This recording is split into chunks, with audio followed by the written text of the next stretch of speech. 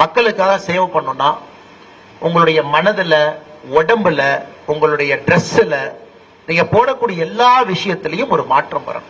நீங்க என்ன மாற்றத்தை முதல்ல பாக்குறீங்களோ அந்த மாற்றம் முதல்ல உங்ககிட்ட வந்தா தான் சுத்தி இருக்கிறவங்க உங்களை ஏத்துக்குவாங்க. மேபி உலகம் மாறுறதுக்கு லேட் ஆகும், மேபி நீங்க வாழக்கூடிய மாநிலம் மாறுறதுக்கு லேட் ஆகும், இட்ஸ் ஓகே. பட் நீங்க மாறிடணும் முதல்ல. இது இரண்டாவது குவாலிட்டி. காந்தி மாதிரி ஆட்கள் நாம் பார்க்கும் பொழுது, ஓ, so power is not in the chair, power is how you behave as a person அப்படிங்கிறது ரொம்ப தெளிவா நமக்கு தெரியுது. மூன்றாவது, இது மிக மிக முக்கியமானது, politics is a process. இதுல வெற்றி தோல்வி அப்படிங்கிறது ஒரு ஈவெண்ட் மட்டும்தான். இன்னைக்கு வர்ற எத்தனையோ பேரு ரொம்ப ஆர்வமா வருவீங்க, இளைஞர்கள் வருவீங்க. அதுக்கப்புறம் ஒரு சிஸ்டத்துக்குள்ள வரும் பொழுது நிறைய பிரச்சனைகளை நீங்க சந்திப்பீங்க. ஒரு ஆர்கனைஸ்ட் பொலிட்டிக்கல் பார்ட்டி, நீங்க எந்த அரசியல் கட்சியில ஜாயின் பண்ணாலும் it is an organised political party. அதுல வெறுப்பு வெறுப்பு இருக்கத்தான் செய்யும்.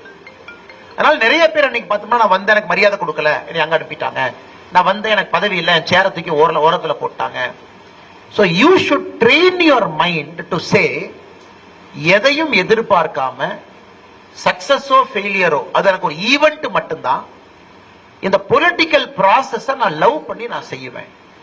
ஸோ பதவி வரும், பதவி போகும், எம்எல்ஏ ஆவீங்க, எம்எல்ஏ ஆகாம இருப்பீங்க, எம்பி ஆவீங்க, எம்பி ஆகாம இருப்பீங்க.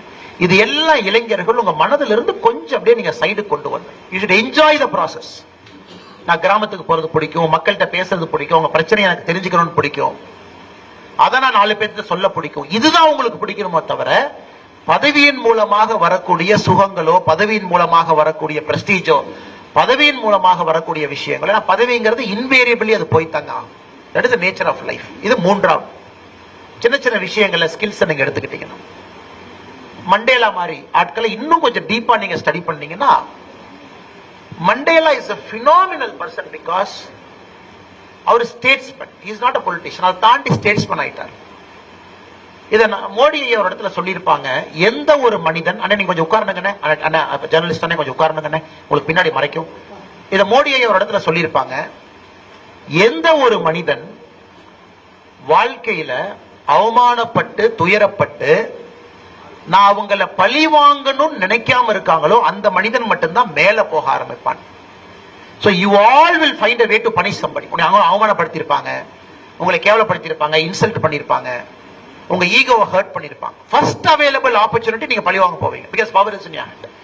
நான் பவர் இல்லாதப்ப நீ எவ்வளவு பண்ணீங்க, இப்ப என் கையில பவர் வந்துருச்சு, நான் உங்களை சும்மா விட மாட்டேன் அப்படின்னு நீங்க நினைச்சீங்கன்னா you can never become a statesman. ஒரு ஸ்டேட்ஸ்மேனுடைய அடிப்படை தகுதி